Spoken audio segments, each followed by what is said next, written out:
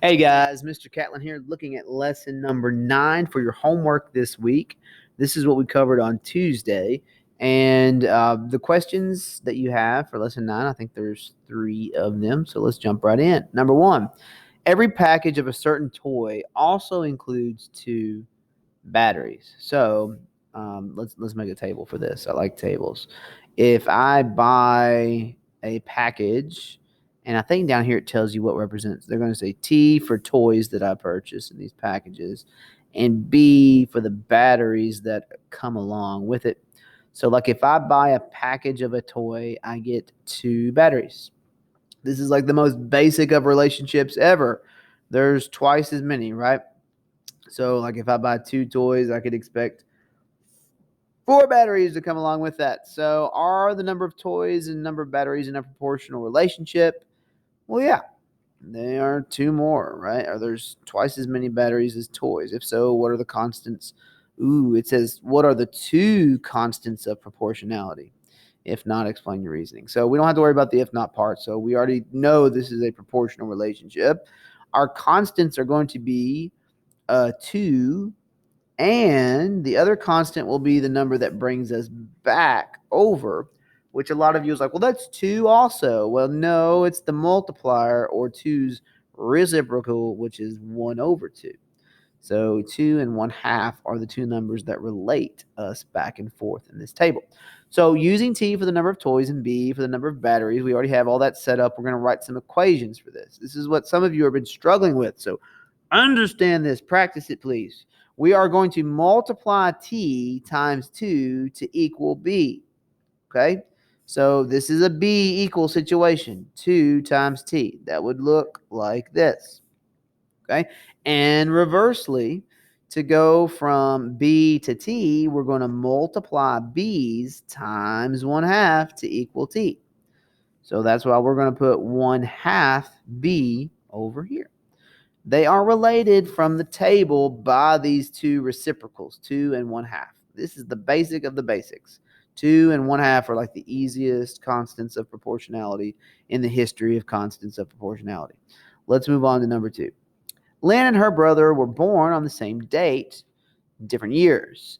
Lynn was 5 years old when her brother was 2. All right. So we need to find their ages in different years by filling in the table.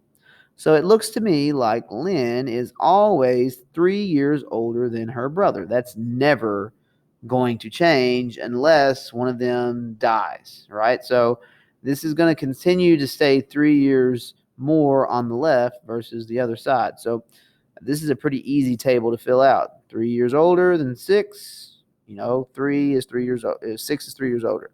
The younger aged person, 3 less than 15, that's 12. Okay, this is the smaller number, so add 3 to jump back over here, right? Is this a proportional relationship between their ages? Well, this is an easy thing to check. Okay, I'm going to go to this relationship because it's so easy to spot. You see 3 times 2? That relationship, if this was proportional, then that would be true for every set of ages. Is it true here? No, 2 times 2 is not 5. So we know that there is not proportionality. No, because there is no.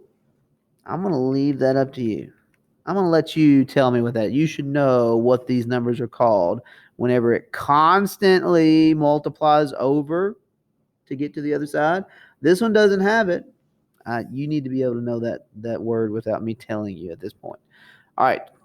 Number 3, last one on this lesson, is a question talking about 2 students that are arguing. Let's look what's going on. Student argues that y equals x over 9 does not represent a proportional relationship between x and y because we need to multiply one variable by the same constant to get the other one and not divide it by a constant.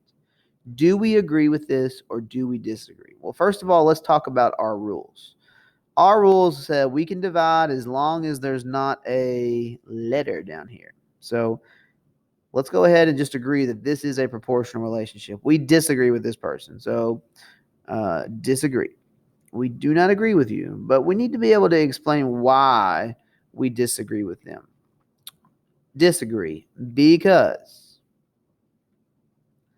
it's okay. It's okay to divide by a constant. All right, we can do that. We can divide to go back to another side of a table. Like you can multiply one way, divide by that same number to come back. That's okay. It's okay to divide by a constant.